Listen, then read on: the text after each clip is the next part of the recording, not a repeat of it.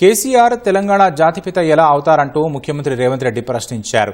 800 కోట్ల రూపాయలతో వరంగల్ జిల్లా స్టేషన్ ఘనపూర్లో చేపట్టిన అభివృద్ధి పనులకు శ్రీకారం చుట్టిన సీఎం కాంగ్రెస్ ప్రభుత్వ కృషి వల్లే వరంగల్లో ఎయిర్పోర్ట్, కోచ్ ఫ్యాక్టరీ వచ్చాయన్నారు.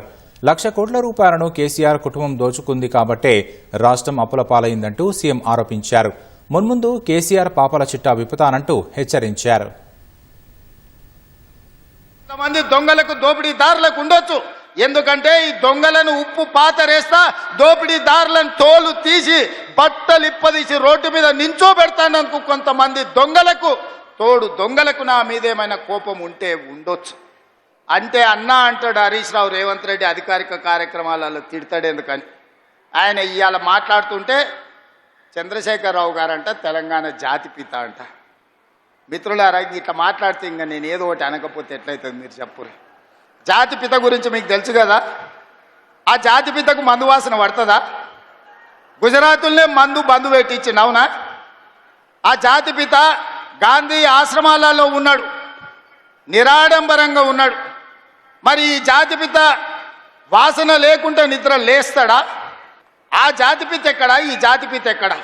ఆ జాతిపిత ఎక్కడో చిన్న చిన్న దళిత వాడల్లో జీవితం గడిపితే 100 ఎకరాల ఫామ్ హౌజుల్లో ఈ జాతిపిత గారు ఉన్నారు. ఈయన జాతిపిత ఎట్లయితాడని నేను అడుగుతున్నా.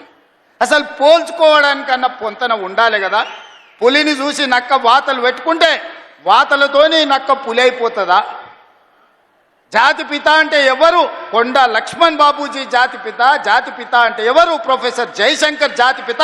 ఏ పదవి లేకుండా సర్వం త్యాగం చేసి ఈ దేశం కోసము, స్వతంత్రం కోసము, తెలంగాణ రాష్ట్రం కోసం సర్వం దారబోసిన కొండా లక్ష్మణ్ బాపూజీనో ప్రొఫెసర్ జయశంకర్ తెలంగాణకు జాతిపిత అవుతాడు తప్పితే నోరు తెరిస్తే అబద్ధాలు చెప్పేటోడు, తెలంగాణ రాష్ట్రాన్ని దోసుకున్నాడు, 100 ఎకరాల ఫామ్ హౌజులు కట్టుకున్నాడు, 1,00,000 కోట్ల రూపాయలు సంపాదించుకున్నాడు, టీవీలు పేపర్లు పెట్టుకొని అబద్ధాలను విషప్రచారం చేసేటోడు తెలంగాణ జాతిపిత ఎట్లయితాడని తాటి చెట్టులాగా పెరిగినాయని నేను అడుగుతున్నా.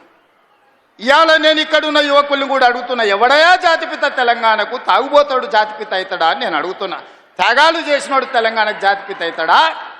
తాగుబోతాడు తెలంగాణకు జాతిపిత అవుతాడా అని నేను అడుగుతున్నా. ఒక జయశంకర్, ఒక కొండా లక్ష్మణ్ బాపూజీ తెలంగాణ జాతిపితలు అవుతారు తప్పితే తెలంగాణను జలగల్లాక పట్టి పీడించుకున్నవాడు, తెలంగాణ ప్రజల రక్తం దాగినోడు ఎవడు జాతిపిత కాడు. ప్రొఫెసర్ జయశంకర్ గారు ఊరిని రెవెన్యూ విలేజ్ చేయకుండా అవమానించిన చరిత్ర మీదైతే ఆ రెవెన్యూ విలేజ్ చేసిన చరిత్ర మాది. కాళోజీ కళాక్షేత్రాన్ని పూర్తి చేసిన చరిత్ర మీదైతే 10 ఏళ్ళు పడవ పెట్టిన చరిత్ర మీది. అందుకే మిత్రులారా, ఈరోజు తెలంగాణ సమాజం అంతా ఆలోచన చేయాలి. ఆనాడు తెలంగాణ ఉద్యమం చేసినాను, ఉద్యమంలో ముందు భాగాన నిలబడ్డాను. ఒక్కసారి కాదు 2 సార్లు తెలంగాణ రాష్ట్రానికి ముఖ్యమంత్రిగా చేసి 10 ఏళ్లలో దాదాపుగా నేను అసెంబ్లీలో మళ్ళీ లెక్కలు చెప్తా. 20 లక్షల కోట్లు చంద్రశేఖరరావు గారి చేతిలోకి వచ్చినాయి. ఈ 20 లక్షల కోట్లు ఎక్కడికి పోయినాయని నేను అడుగుతున్నా. ఇవాళ నేను చెప్పదలుచుకున్న, చంద్రశేఖరరావు గారు చేసిన అప్పుల కోసం నేను కట్టింది 1,53,000 కోట్లు బ్యాంకులకు అసలు మిత్తి పేరు మీద నేను కట్టిన. నిజంగానే ఈ 15 నెలల ఈ 1,53,000 కోట్ల రూపాయలు నా చేతుల్లోనే ఉంటే మా పొంగులేటి శ్రీనివాసరెడ్డి గారికి చెప్పి 30 లక్షల ఇండ్లు, ఇందిరమ్మ ఇండ్లు పేదోళ్ళందరికీ, తెలంగాణ రాష్ట్రంలో అందరికీ ఇండ్లు కట్టించుండేవాడిని. ఇవాళ నా దగ్గర ఇండ్లు లేని పేదల లెక్క 25 లక్షలే ఉంది. ఒక్క సంవత్సరం చంద్రశేఖరరావు గారు చేసిన అప్పులకు, తప్పులకు నేను కట్టిన పాయమాల్ 1,53,000 కోట్లు. ఈ 15 నెలల ఈ 1,53,000 కోట్లు నా దగ్గరనే ఉంటే 30 లక్షల పేదోళ్లకు 5 లక్షల లెక్కన ఇందిరమ్మ ఇండ్లు కట్టించి రాష్ట్రంలో ఇల్లు లేని పేదోళ్ళు లేకుండా 100% పేదలకు ఇండ్లు కట్టించటోని. ఇదే కాదు, 75 లక్షల మంది రైతులకు 2 లక్షల రూపాయల రుణమాఫీ చేసి ఉండేటోని.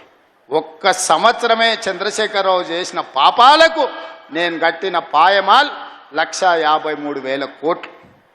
ఇది పాపాల పుట్టలాగా పెరిగిపోతుంది. ఆలోచన చేయండి మిత్రులారా.